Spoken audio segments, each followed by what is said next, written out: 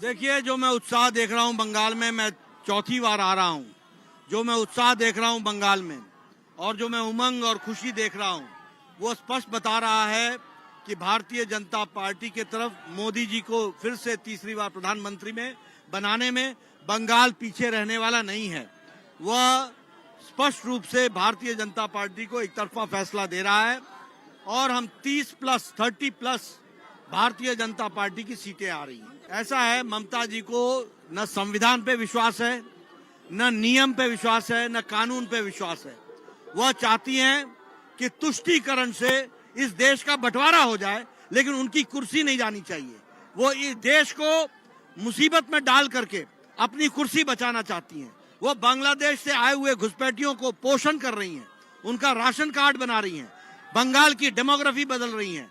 ऐसे में ये लोग इसी तरीके से धर्म के आधार पर रिजर्वेशन चाहते हैं, जो संविधान में कतई नहीं हो सकता, कानून में नहीं हो सकता है। और ऐसी बात कहने का मतलब ये है कि वो एक तरीके से सिर्फ अपनी गद्दी को बचाने के लिए देश को मुसीबत में डाल रही है। मैं यही कहना चाहता हूं कि लॉ एंड ऑर्डर सिचुएशन नहीं, लॉ एंड ऑर्डर है ही नहीं, ये तो संतरास ही संतरास है।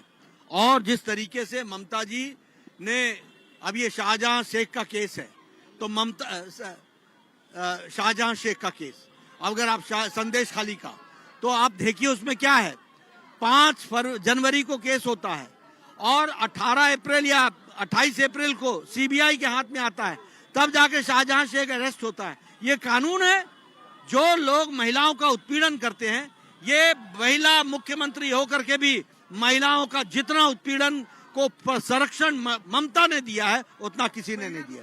ऐसा है, हम बाहर वाले हो गए और जो घुसपैठ आते हैं बाहर देश से, उनको आप राशन कार्ड देते हो। ये आपकी राष्ट्रवाद है? ये आपकी सोच है? हम बाहर वाले हो गए और वो घर वाले हो गए जो वहां से होकर के, जो बांग्लादेश से आ रहे हैं, जो घुसपैठी है। ऐसा है, अगर आपने कोई गड़बड़ी नहीं की है तो आप आराम कीजिए ना। आपको डर क्यों लगता है? इसलिए लगता है कानून अपना काम करेगा। कानून के काम में हम नहीं हस्तक्षेप करते हैं। जिसके खिलाफ एक्शन होगा, जिसने काम गड़बड़ किया होगा, कानून एक्शन लेगा। हमने कहा 30+। बंगाल वासियों को कहेंगे, आपने बड़ा हौसला दिखाया है, हिम्मत दिखाई है।